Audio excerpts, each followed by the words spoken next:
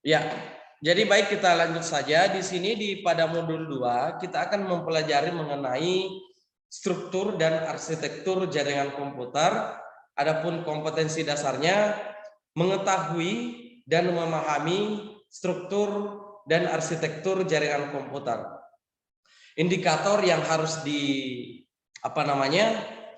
dikuasai setelah kita melakukan proses belajar mengajar pada modul 2, mahasiswa harus dapat memahami dan menjelaskan tentang topologi jaringan komputer. Kedua, mahasiswa memahami dan menjelaskan struktur arsitektur jaringan komputer. Di sini ada yang pernah dengar tentang topologi? Ada yang pernah dengar tentang topologi jaringan komputer? Saya, Pak.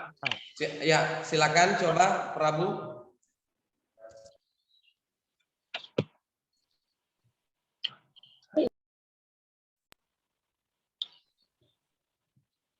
Prabu ya tadi.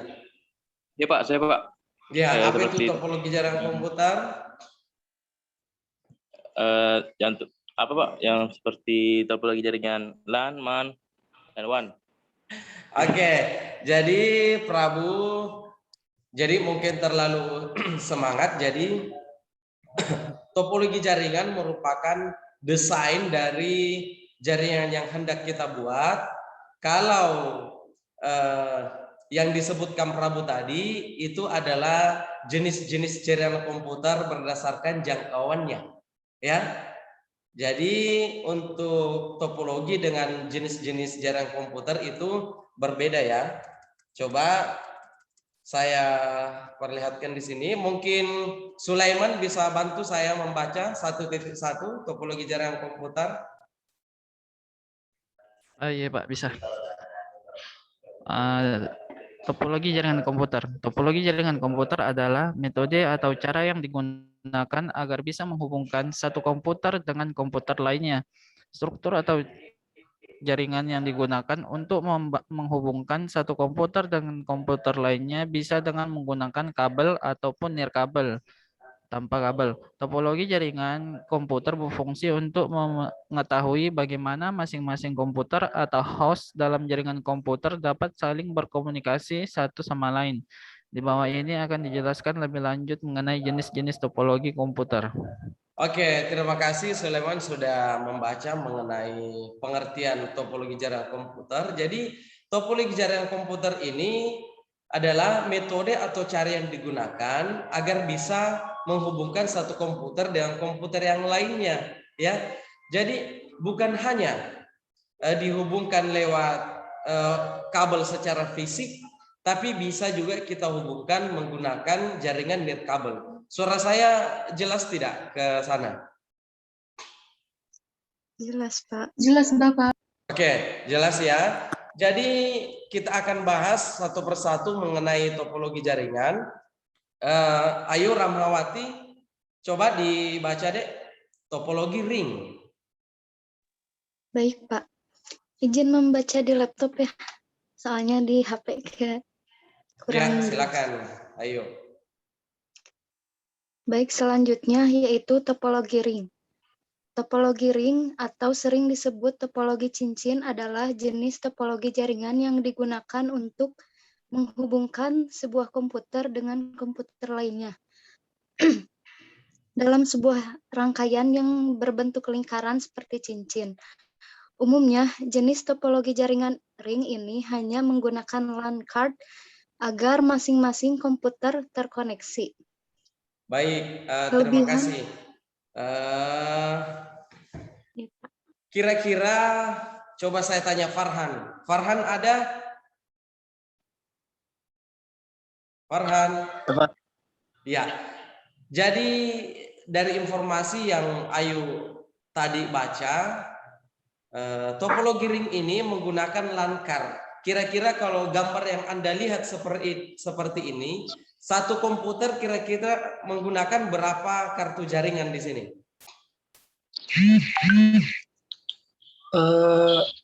LAN card ya? Ya.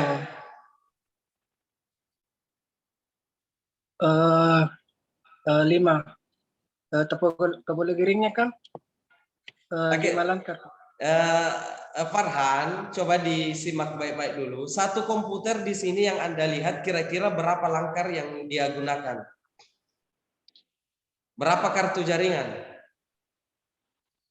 Satu komputer, satu kartu jaringan. Atau gimana? Oke, ada yang bisa bantu Farhan? Fitri, ada Fitri?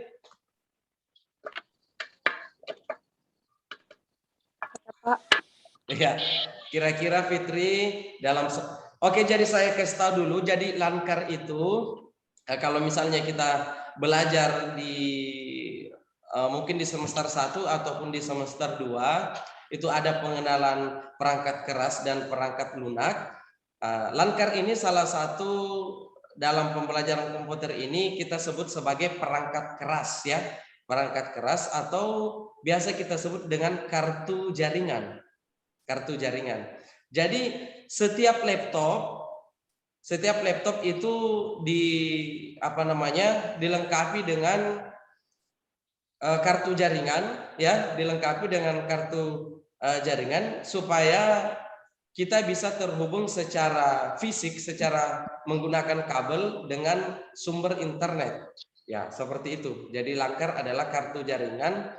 Hampir semua komputer itu dilengkapi. Hanya saja beberapa komputer sekarang itu sudah tidak ada langkarnya yang terpasang sehingga membutuhkan alat sambungan yang digunakan untuk menghubungkan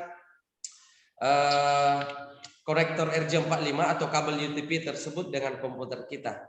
Ya, kembali ke pertanyaan tadi, kira-kira satu komputer di sini berapa langkar yang digunakan? 1 atau 2 atau 3? Satu komputer kira-kira. Oh, satu komputer ya. Satu kayaknya, Pak.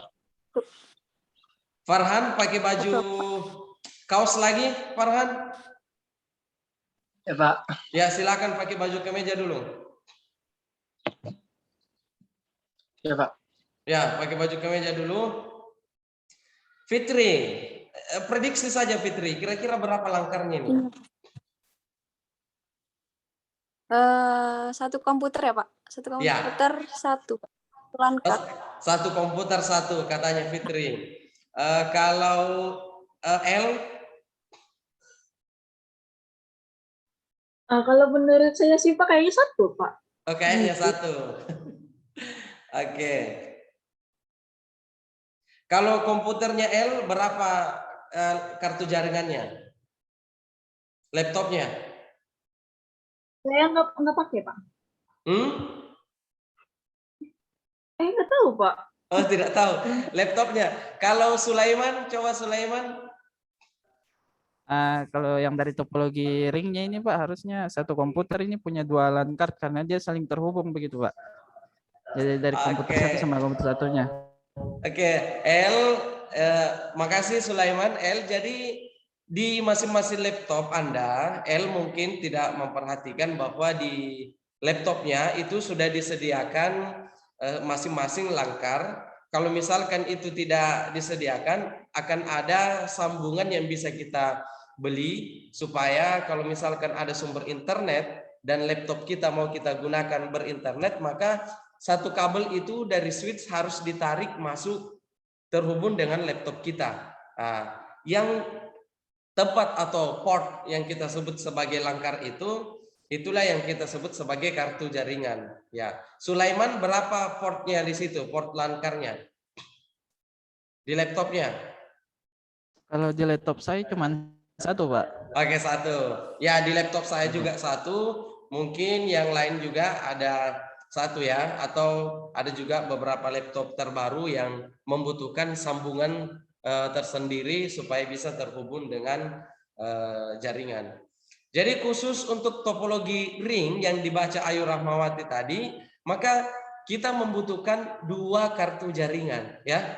2 kartu jaringan sehingga apabila ini hendak mengirim ke sini, maka ini bebas memilih apakah lewat sini mengirimnya atau lewat sini mengirimnya. Satu keunggulan dari topologi ini, kalau di sini terputus, maka di sisi sini masih bisa mengirim. Paham sampai di sini? Adik-adik? Paham, Pak. Paham, Pak. Oke.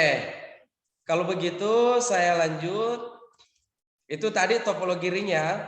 Jadi ada kelebihannya, mungkin Salma, Haya, Amalia bisa membantu saya untuk membacakan kelebihan dari topologi ring. Oke, baik, Pak.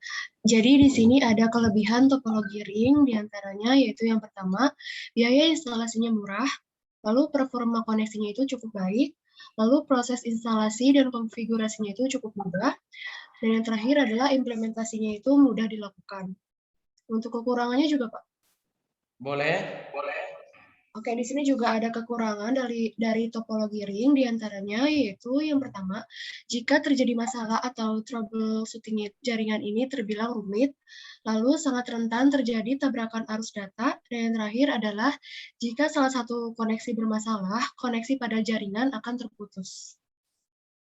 Oke, jadi seperti itu kelebihan dari topologi ring ini, biaya instalasinya murah, performa koneksi cukup bagus, proses instalasi dan konfigurasi cukup mudah, implementasinya mudah dilakukan. Hanya saja apabila pada skala besar, kalau hanya 5 komputer itu tetap mudah kalau misalnya ada troubleshootingnya, tapi kalau misalnya sudah banyak sekali komputer, itu akan rumit karena banyak sekali kabel yang digunakan. Paham ya?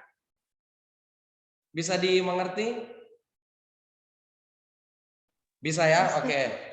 Nah, kalau begitu saya lanjut lagi. Kita masuk pada topologi bus. Mungkin Fitri bisa membantu saya untuk membaca topologi bus.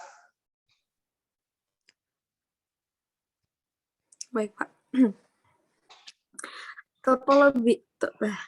Topologi bus adalah topologi jaringan yang lebih sederhana.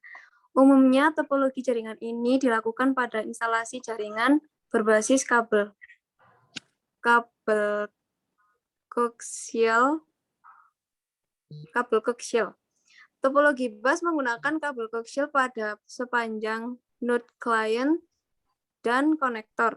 Jenis konektor yang digunakan adalah BNC, terminator, dan TBNC. Oke, makasih Fitri sudah membantu saya membaca topologi bus. Jadi umumnya topologi bus seperti ini. Dia satu garis lurus atau satu kabel sebagai jalur inti komunikasi dan menggunakan kabel koaksial ya. Ada yang pernah lihat kabel koaksial? Salma kira-kira pernah lihat?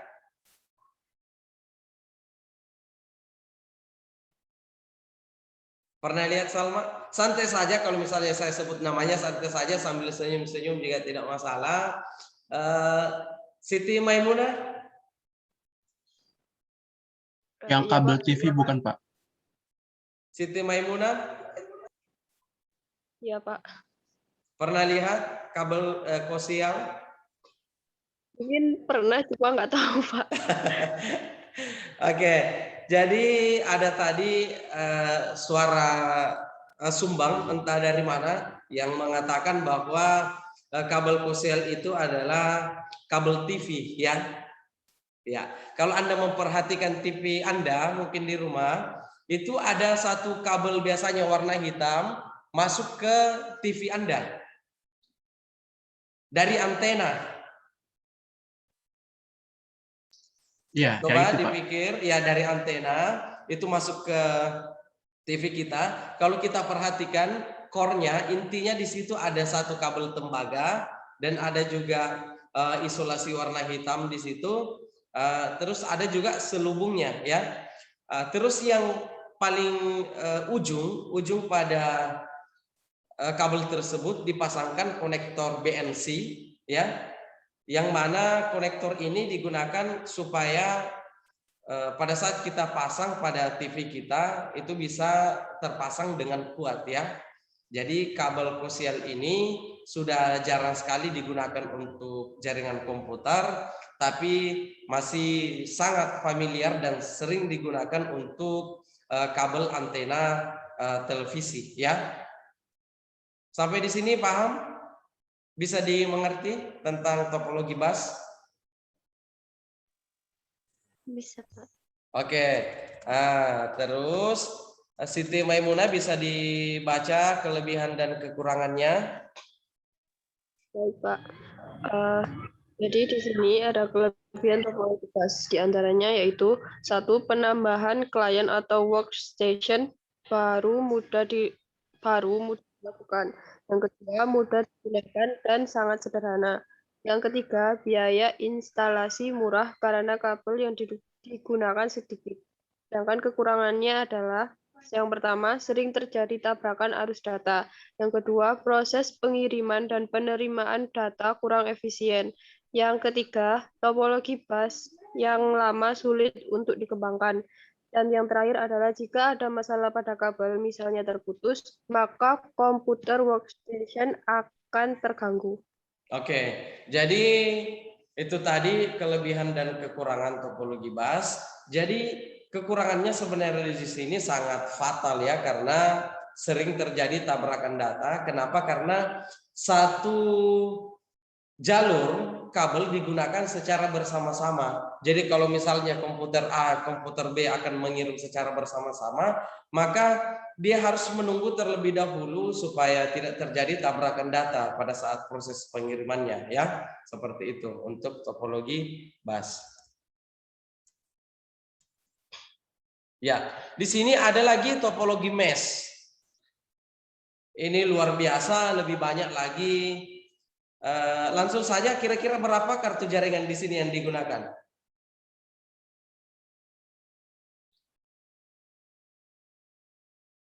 Halo. Saya, Pak. El, kira-kira berapa kartu jaringan, El? Saya sih masih kurang terlalu paham juga ya, Pak. Oke. Sulaiman pasti sudah langsung tahu berapa Sulaiman? Satu 4, komputer. Pak. 4, Pak. 4, oke, bagus. Jadi L dan yang lain di sini dia menggunakan 4 kartu jaringan. Anda perhatikan saja kabel yang masuk ya. 1, 2, 3, 4. Jadi bukan saja kabel itu terpasang begitu saja, tetapi setiap kabel itu harus ada langkar yang digunakan untuk terhubung ke kabel tersebut. Jadi ada 4 kabel tersebut. Sehingga kalau misalnya kita menggunakan topologi mesh ini, di sini misalnya gagal mengirim, ada permasalahan, maka dia bisa mengirim lewat yang lainnya. Ya, itu keunggulannya. Saya percepat saja topologi mesh. Hanya saja ini juga jarang kita implementasikan, jarang digunakan karena terlalu banyak kartu jaringan yang digunakan di situ ya, sehingga membutuhkan biaya yang sangat mahal seperti itu. Oke, saya lanjut pada topologi tree. Ini bisa dilihat topologi tree. Ya, jadi topologi tree di sini, topologi tree di sini atau topologi pohon adalah hasil dari penggabungan dari topologi bus dan topologi star. Umumnya topologi tree digunakan untuk interkoneksi antar hierarki dengan pusat yang berbeda-beda. Jadi topologi tree ini biasa digunakan kalau misalkan kita sudah ada pengembangan jaringannya sudah lumayan besar ya, sehingga memudahkan kita dalam melakukan troubleshooting ya, seperti itu. Nah, jadi gambarnya seperti ini. Ya. Sedikit informasi, topologi star itu biasa kita juga sebut dengan topologi bintang, ya. Topologi bintang. Saya percepat lagi. Ini topologi peer to peer. Ya. Topologi peer to peer ini sering sekali kita lakukan kalau misalkan dulu sebelum ada flash disk ya, ataupun share it, banyak yang gunakan share it sekarang. Ya, jadi dulu kalau misalkan ini saya andaikan saja ini Sulaiman, ini L, ada banyak data di sini, yang akan dikirim ke L, maka kita bisa memanfaatkan topologi peer-to-peer ini. Jadi kita ambil satu kabel jaringan tipe stripe, tipe cross ya, tipe cross di sini, dan kita mengirim lewat jaringan ya, topologi peer-to-peer. Ada yang pernah lakukan ini, mengirim data lewat komputer seperti ini? Sulaiman pernah, Sulaiman? Pernah Pak, pas praktik waktu SMK. Bagus, bagus. Jadi di SMK itu pasti kalau kita dari prodi TKJ untuk dasar-dasar pengenalan jaringan pasti ini dilakukan ya. Terus di sini ada topologi star. Topologi star inilah yang paling sering kita gunakan dalam internet, dalam membangun jaringan. Topologi star adalah atau disebut sebagai topologi bintang. Topologi jaringan berbentuk bintang di mana umumnya menggunakan hub atau switch untuk koneksi antar klien. Topologi jaringan komputer ini paling sering digunakan saat ini karena memiliki banyak kelebihan ya. Jadi topologi star ini yang paling sering kita gunakan. Ya.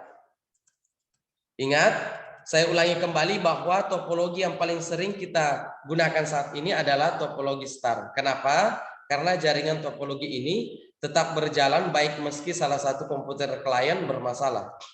Tingkat keamanan data pada topologi ini cukup baik. User lebih mudah mendeteksi masalah pada jaringan dan lebih fleksibel. Ya, ya.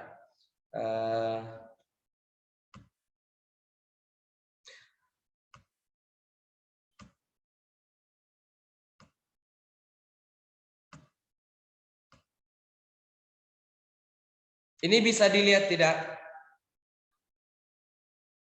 Bisa, Pak. Bisa. Ya, jadi topologi yang Anda lihat sekarang di sini ini adalah topologi star, yang mana di sini ada switch, di sini ada komputer klien. Masing-masing komputer klien ini terhubung dengan satu titik yang kita sebut sebagai switch. Ini ada hub di sini. Jadi ada hub, ada switch. Sebenarnya switch dengan hub itu fungsinya sama, hanya saja switch ini adalah teknologi terbaru yang lebih mudah dan lebih cepat dalam proses pengiriman data, ya, seperti itu. Ya, sebenarnya ini bisa kita simulasikan. Misalnya ini hendak mengirim ke sini, bisa Anda lihat proses pergerakannya.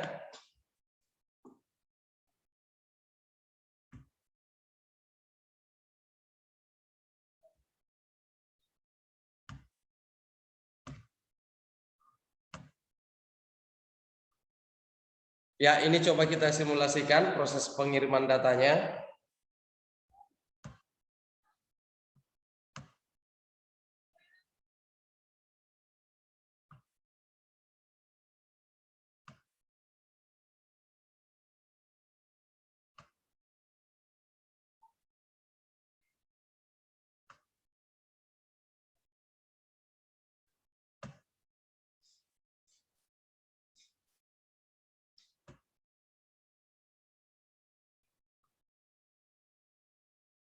Ya, jadi tadi adalah komunikasi data antar komputer.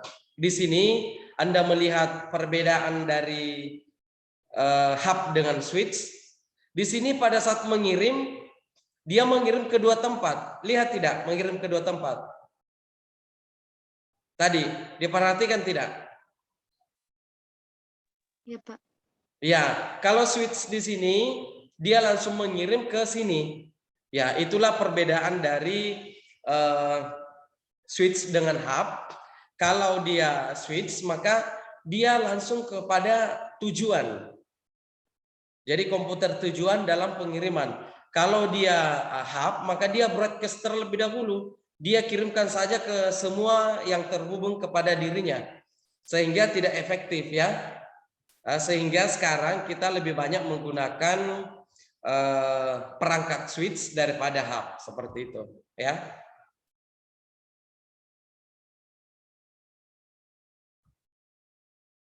Berapa orang yang pernah menggunakan ini? Menggunakan topologi ini?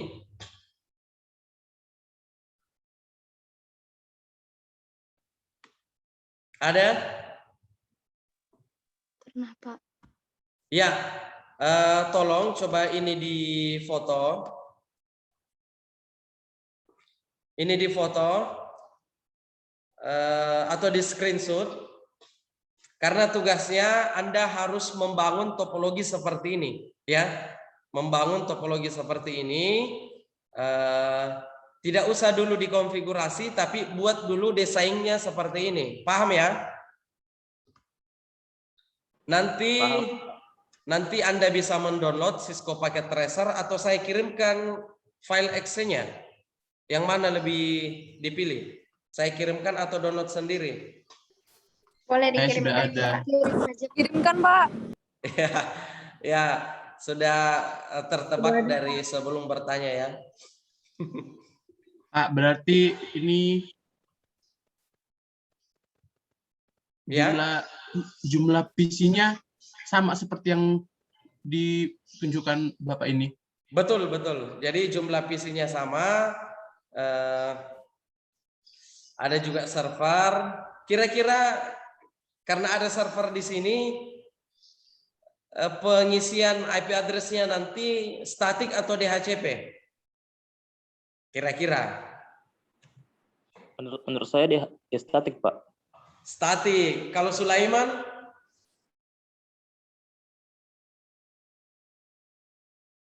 Kira-kira Sulaiman pemberian IP address-nya kalau ada server di sini statik atau DHCP ke klien? Lebih enaknya tuh lebih kalau banyak begini Pak, lebih enak pakai DHCP Pak, karena kita tidak capek-capek lagi men-setting.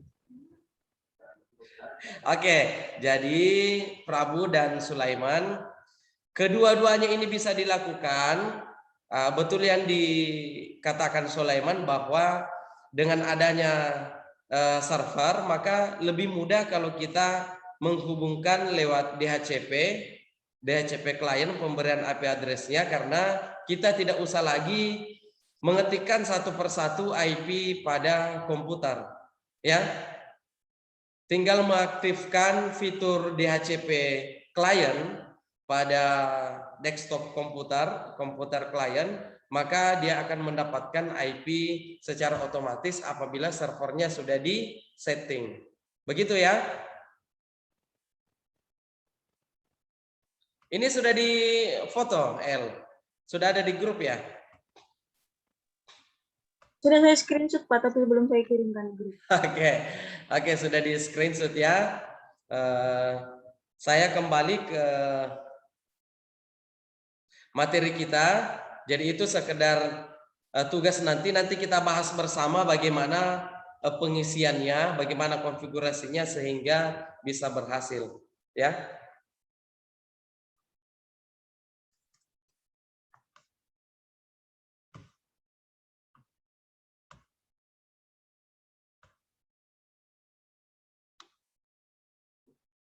Ya, terus ada juga topologi hibrid ya. Ya. Dari kata hibrid kira-kira apa itu hibrid? Gabungan. Gabungan. Oke. Jadi topologi hibrid adalah gabungan dari beberapa topologi yang berbeda bentuk jaringan baru. Dengan kata lain, jika ada dua atau lebih topologi yang berbeda terhubung dalam satu jaringan, maka topologi jaringan tersebut akan membentuk topologi hibrid ya. Kalau di sini Anda lihat, di sini topologi ring ya. Ini topologi apa, Adik-adik? Ini Star. topologi star, bagus. Ini Bus. topologi bus. Oke, saya kira kalau untuk topologi sudah aman, sudah paham semua. Jadi kalau misalkan nanti saya minta di Cisco Packet Tracer, saya minta untuk membangun salah satu topologi, tidak ada lagi masalah. Nah, coba misalnya Salma, coba buat topologi star, maka secepat kilat harus selesai topologi starnya. Ya, seperti itu. Ya. Saya kira sampai di situ untuk topologi. Nanti kita masuk pada struktur dan arsitektur jaringan komputer, ya. Sebenarnya tidak terlalu jauh beda. Jadi kita fokus di topologi. Tadi ada talking ring, ada topologi tree, ada topologi bus, ada topologi star, ada topologi apa lagi? Hybrid. Hybrid ya. Lona, topologi hybrid, apalagi topologi hybrid tadi? Topologi Penggabungan dari beberapa. ya. Pak? Topologi hybrid itu adalah gabungan dari beberapa topologi yang berbeda. Oke. Contohnya tadi itu yang 3 topologi star, bus, sama cincin. Oke, bagus sekali. Apalagi Lona di sini bisa kita katakan sebagai senior ya, karena banyak juniornya di sini, termasuk mungkin Sulaiman, Salma, juniornya Lona sebagai senior di sini. Jadi Lona dengan saya mungkin sama-sama senior ya. Karena sudah semester 7 ya. Semester 7 Anda sudah harus memahami mengenai metodologi penelitian, karena setiap skripsi harus memiliki metodologi penelitian. Metodologi penelitian di sini kita gunakan untuk mempermudah bagaimana kita menyelesaikan penelitian kita. Ya. Jadi tugas akhir itu dikatakan ilmiah karena kita selesaikan dengan metodologi penelitian. Ada metode-metode ilmiah yang kita gunakan. Berbeda dengan makalah. Makalah itu tidak ada metodologi penelitiannya, sehingga kita sebut tidak ilmiah, ya. Seperti itu. Sampai sini sebelum habis sumnya tinggal ya kurang lebih 2 menit. Kira-kira aman ya untuk topologi jaringan komputer? Sudah tahu semua ya? Aman, iya Pak. Ya, supaya lebih ini juga, supaya lebih bisa dipahami, tolong kita download materinya. Ini juga saya rekam di channel saya, nanti saya upload kembali, bisa Anda lihat, putar ulang sambil makan nasi kuning kalau orang Makassar, ya. Ya, jadi bisa dilihat, ya. Tombol merahnya juga pada saat nonton YouTube tidak apa-apa kalau misalnya kita tekan ya. Kalau istilah orang Makassar itu di subbreaker. Ya, oke, baik. Saya kira cukup untuk materi kita hari ini mengenai topologi jaringan komputer. Nanti akan ada juga Prabu pembahasan mengenai jenis-jenis jaringan berdasarkan jangkauannya. Yang disebut Prabu tadi ada MAN, ada WAN, ada LAN, ada PAN, ada intranet, ada internet, ya. Itu nanti kita akan bahas bersama. Jadi nanti kita bisa membedakan antara topologi dengan jenis-jenis jaringan komputer. Ya, paham ya semua? Paham, Pak. Oke. Baik, saya kira cukup. Jangan lupa mengisi absen pada presensi di Spada, harus hadir. Jadi saya akan pantau terus. Fitri ini agak malas mengabsen ya Fitri ya. Kenapa malas mengabsen Fitri? Itu hilang lagi? Sudah absen, Pak. Hah? Bisa absen, Pak. Selalu absen. Ya, pekan lalu kayaknya tidak absen ya Fitri.